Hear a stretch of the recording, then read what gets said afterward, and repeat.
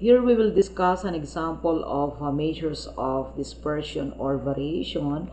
And as a start, we will solve an example which is an ungrouped data. And for our example, we have to find the range, mean absolute deviation, standard deviation, variance, and the coefficient of variation for the following samples, which are ungrouped. We have 35, 51, 14, 57, 55, 63, and 72. So the first thing to do is we have to create a table, and then we have to look for the mean, and then we have to set a column for the difference of the mean and the score, and we have to solve for the square of the score, and this is our table.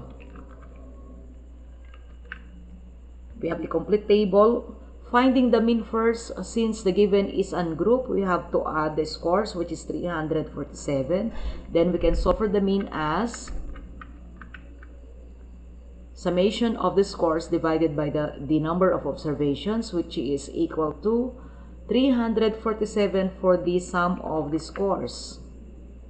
And there are 7 observations, so divided by 7. So we have the mean as 49.5. And then finding the difference of the score and the mean, this is just simply 14 minus 49.5, and that is negative, but we have to consider the absolute value, so it's still positive. 35 minus 49.5, so negative 14.5, so it's still positive. 51 minus 49.5, 1.5, and so on. The sum is 100.5. Getting the square of the score, 14 square is 196, 35 square is 1225, and so on. The total is 19,449. And for the difference of the score and the mean raised to square, since we already have a column for that here, all we have to do is just get the square of each. So we have 35.5 square is 1260.25. For the 14.5 square, this is 210.25, and so on, with a total of 2,251.14.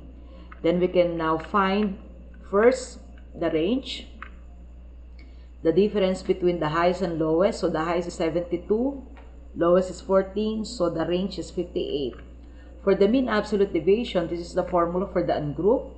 Summation of the difference of the score and the mean divided by the number of observations. From our table solution, we have that the sum of the score and the mean is 100.5 divided by the number of observations, 7. Then the mean absolute deviation is 14.36. And we have an interpretation that the given is still less than with the mean, so we can consider that the given samples are clustered above the mean, or they are compressed above the mean.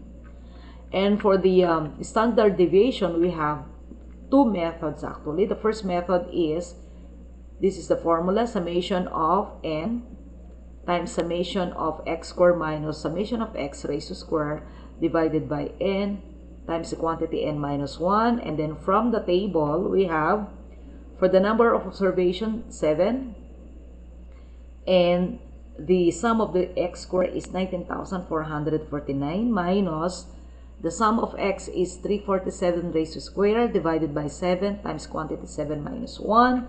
You will have the standard deviation as 19.36. For the method number 2, this is just simply the square root of the sum of the difference of the score and the mean raised to square divided by n minus 1. From the table, we have that the sum of the score minus mean raised to square is 2,251.14 divided by 7 minus 1, so you will get 19.36, which obviously you will get the same answer. And for the variance, we have the square of standard deviation, so we have 19.36 raised to square, so you will have the value of the variance as 374.81.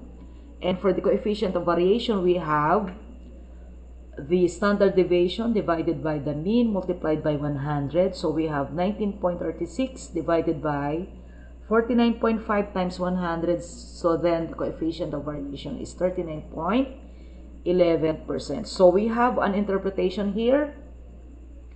As a rule of thumb, the coefficient of variation is greater than and less than 1, greater than and equal to 1, indicates that it is a relatively high variation, while for the coefficient of variation less than 1 can be considered low.